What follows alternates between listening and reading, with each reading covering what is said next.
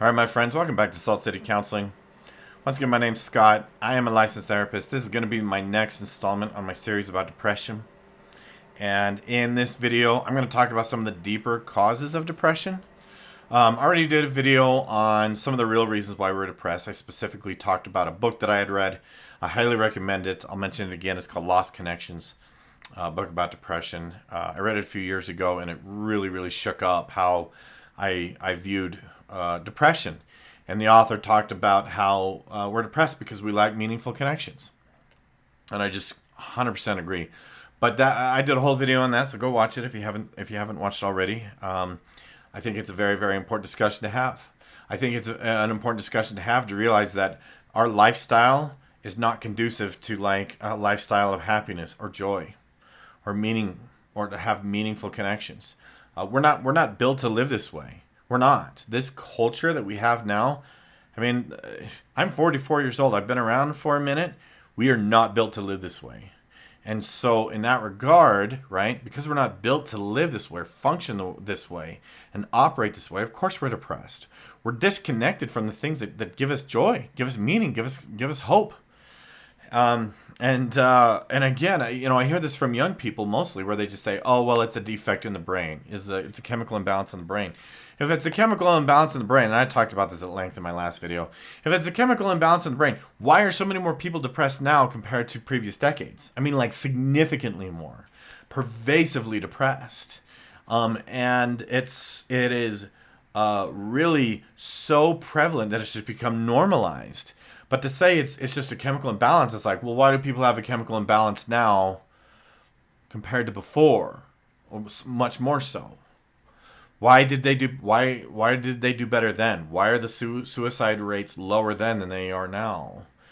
Because this whole chemical imbalance. Oh, I've got a flaw in my brain, or whatever it is that I hear from people.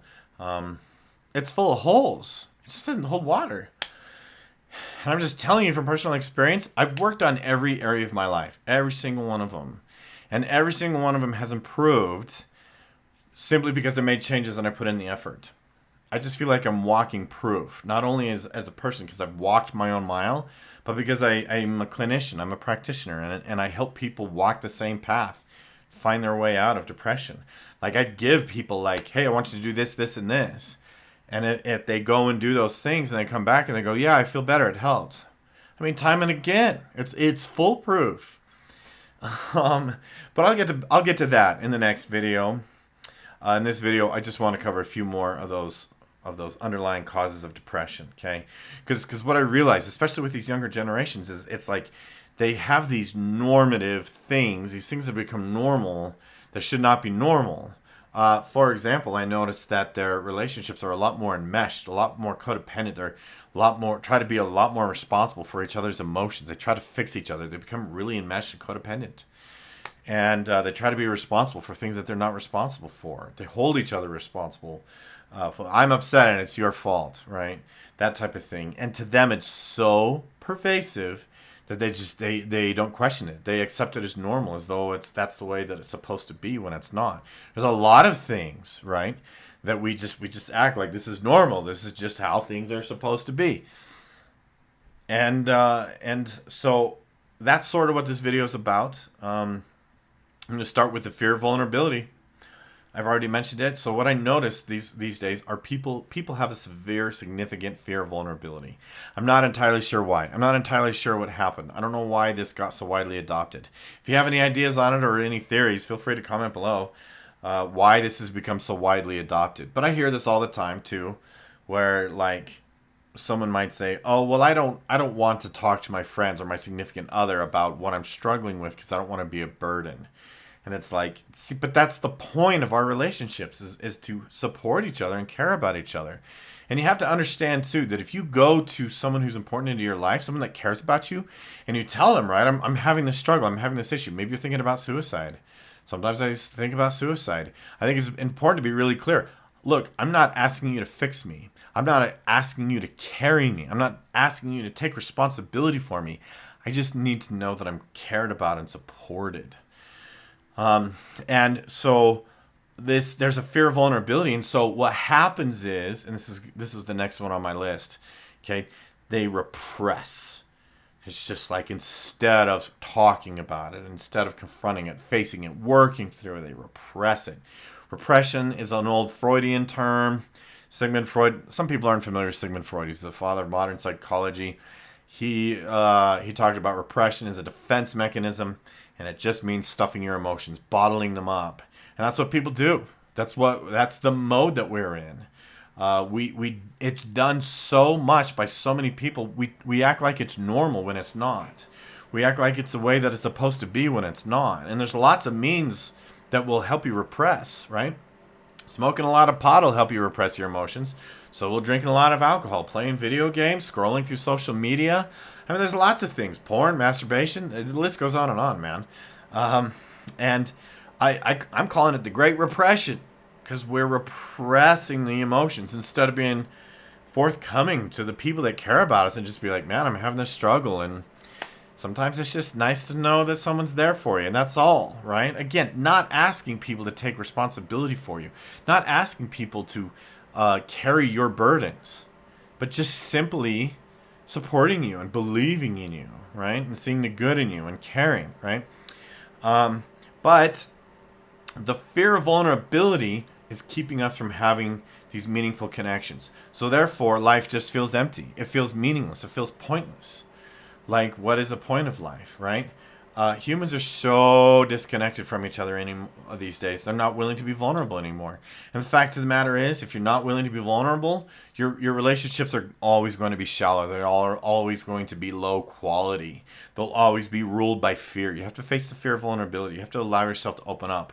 If you open up to somebody and they are devaluing you, or perhaps they are not validating, they're invalidating, you're probably with the wrong person. But the fear of vulnerability is a huge, if you ask me, reason for depression, because we're repressing emotion, and therefore you're depressed. If you repress your emotions, you're going to be depressed. That's the plain and simple. What do you do with repression? So if you recognize, yes, I bottle up my emotions. If you're not sure if you bottle up your emotions, frankly, you probably do. Some people tell me, they go, well, I don't know if I do that or not. And I'm like, well, if you don't know, then then you probably are. And that's just the truth. So repression, the way that you solve repression is catharsis, is just emotional release, allowing that emotion to come out. Don't repress it. Allow those emotions to come out. So and over the course of my life, I've always listened to some pretty heavy rock music. It's cathartic. And I've always had people discourage it, like, oh, don't listen to that music. Oh, it's bad. Why? Well, because it has such negative messages. It doesn't put something in my head that's already in my head. It helps my emotions come out. I feel understood, right? Like that type of music. When I listen to that kind of music, I'm like, oh, I'm not the only one. That's refreshing, right? And so, that's one of the ways that you solve repression. Okay. Last one on this list, and I'm going to wrap this video up, is having a low sense of worth or value based on empty and shallow measurements. It's like, yeah, well, I'm not, people have this sense of worthlessness. Well, they're not successful. Whatever in the hell that's supposed, whatever. I don't know what that means anymore. Well, I'm not successful. Well, by today's standards of successful, frankly, none of us are. And if nobody's successful, then there's no such thing as success, right? Or if everybody's successful, then nobody is, right? Like, it's like I'm not attractive enough. I don't have enough friends. I don't have enough followers.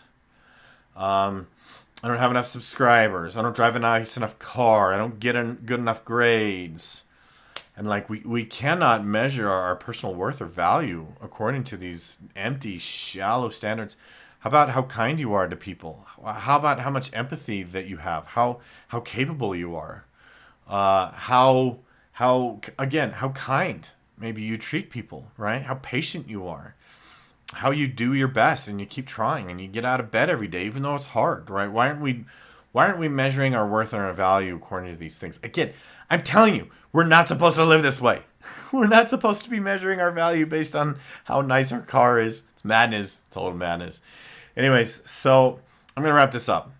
But those are some of what I find some of the deeper reasons why people are depressed, right?